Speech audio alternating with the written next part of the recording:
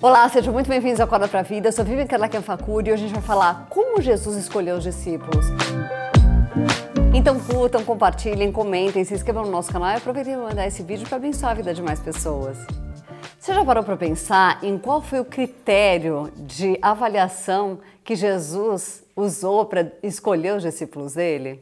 Antes de falar sobre isso, deixa eu te contar como era a vida de um judeu, um menino judeu comum daquela época.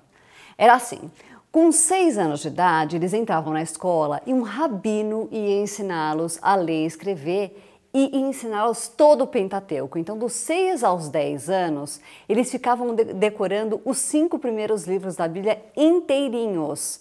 Aos 10 anos, o normal é que todos os meninos soubessem todos os 5 livros da Bíblia de cor.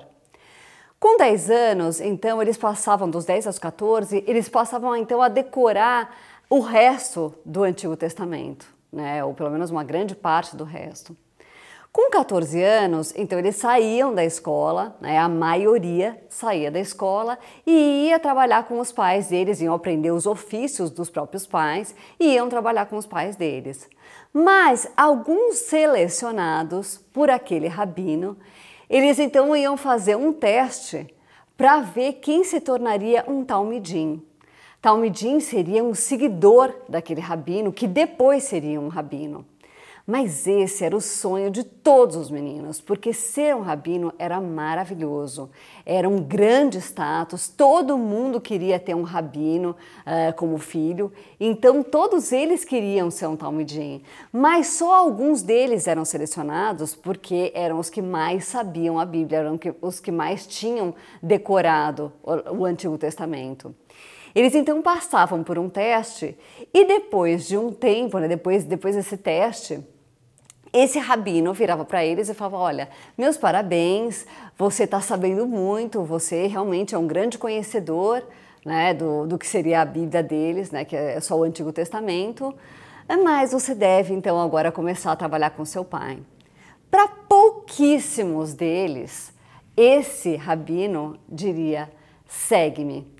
Então, esses que ele diria segue-me se tornariam, então, os futuros rabinos. Eles iam começar a seguir aquele rabino, iam aprender mais coisas, né? Iam decorar talvez mais coisas, iam aprender muitas outras coisas com aquele rabino. Muitas vezes iam até morar na casa do rabino, iam aprender muito com ele para depois se tornarem, então, um rabino. Se você não sabe também, Jesus era um judeu religioso, ele era de uma família de religiosos, né, de uma família de rabinos, e ele também era um rabino. E na hora que ele foi chamar os discípulos, ele simplesmente olhou para a cara, né, desses discípulos e disse: segue-me. Dá uma olhada no que diz João 1,43. No dia seguinte quis Jesus ir a Galiléia e achou Filipe e disse-lhe: segue-me. Aqui ele está falando de como ele chamou Filipe, mas com todos eles foi exatamente dessa maneira. Ele olhou e falou: segue-me. Mas qual foi o critério de avaliação dele? Porque o normal é que esses talmidins, esses que seriam os futuros rabinos, com os outros rabinos, o normal é que só entrariam os gênios, só aqueles meninos que tinham uma excelente memória, né? As melhores memórias estavam lá. Mas para Jesus, pelo jeito, não era assim, porque ele chamou os meninos de uma maneira bastante aleatória. Ele olhava e chamava.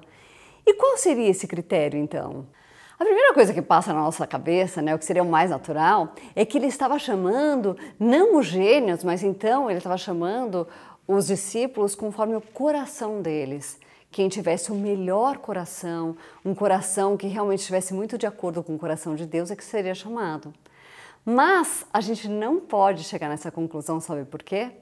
Porque quando a gente pensa no que Judas fez, será que ele tinha um coração tão honesto? Ele já estava roubando as ofertas que eram dadas para o grupo deles, né, para todos os discípulos, ele já estava passando a mão. Então, será que foi por esse motivo? Certamente não foi por esse motivo, porque Judas traiu Jesus.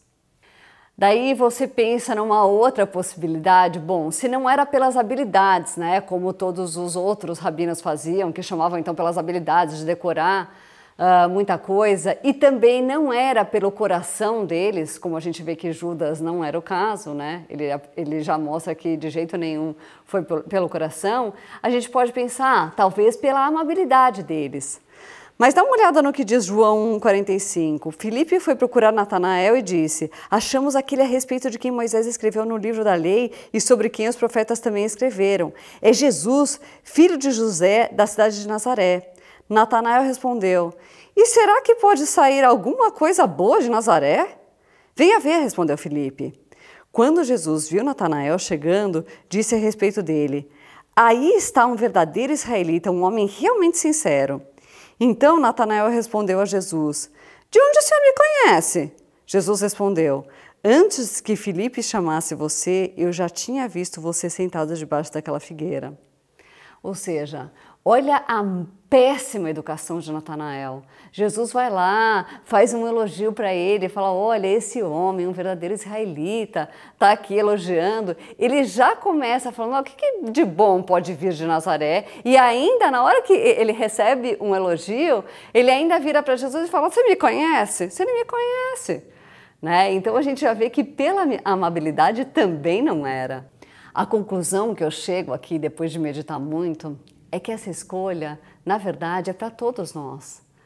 Todo mundo realmente deve seguir Jesus. Por pior que seja o estado que está a pessoa, por mais que ela não seja uma pessoa com um coração muito generoso, uma excelente pessoa, uma pessoa cheia de habilidades, que tem uma excelente memória, por mais que ela não seja uma pessoa amável, isso é para todos nós. Mas o que a gente aprende com a escolha de Judas é que, apesar de todos nós sermos escolhidos, a gente também tem que fazer a nossa parte, a gente também tem que querer ter Jesus como nosso Senhor. Isso também vai da nossa vontade. Então, Ele quer que todos nós sejamos salvos, mas a gente também tem que tê-lo como Senhor. A gente também tem que fazer essa escolha. Isso depende dos dois lados, não só de um lado, mas do nosso lado também. Então, isso não depende só do Espírito Santo, só da graça, mas isso também depende da nossa vontade de querer ser transformado. Isso chama-se Sunanti Lambanomai, que é uma palavra que diz que os dois vão carregar um peso, os dois vão ajudar a carregar aquele peso, os dois vão andar juntos e vão fazer uma tarefa juntos. E é isso que a gente tem que ter a consciência. Então, Deus não vai nos transformar se a gente não quiser ser transformado. Mas se a gente quiser, a gente pode, por exemplo, sair de um Pedro, por exemplo, que acabou negando Jesus 3 vezes, mas que morreu crucificado, e ele nem sequer quis ser crucificado como Jesus. Ele falou: eu não mereço isso, eu quero ser crucificado de ponta cabeça porque eu não mereço morrer como meu Senhor. A gente pode crescer muito na nossa caminhada com Jesus, e é isso que deve ser o nosso objetivo. Não importa onde você estiver, não importa se você ainda é um grande pecador, você pode se transformar, e isso vai depender também da sua vontade. Bom, hoje eu vou ficar por aqui, então curtam, compartilhem, comentem, se inscrevam no nosso canal e aproveitem para mandar esse vídeo para abençoar a vida de outras pessoas. Fiquem com Deus!